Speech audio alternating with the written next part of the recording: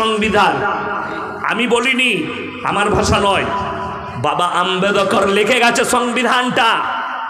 এই ভারতবর্ষে যতগুলো জাতি আছে, যত ধর্মের মানুষ আছে, নির্দ্বিধায় নিজের নিজের ধর্ম পালন করবে। একটা মুসলমান যদি 5 মিনিট সে যদি নামাজ পড়তে না পায়, তুমি 3 দিন 10 দিন 20 দিন রোড ব্লক করে পুজোর মণ্ডপ কি করে বানাতে পারবে? এই উত্তরটা দাও, এই উত্তর নিয়ে এসো। যদি বলো দেশটা তোমার, তো যতটা তোর বাপের ততটাই আমারও বাপের, এটা মাথায় রাখবি। কেন? এই ভারতকে শুধু হিন্দুরা স্বাধীন করেনি, শুধু শিখরা স্বাধীন করেনি, শুধু বাঙালিরা করেনি, 56,000 আলেম দেশের জন্য গর্দন দিয়েছে। আমার ভাই, লাহোর থেকে দিল্লি পর্যন্ত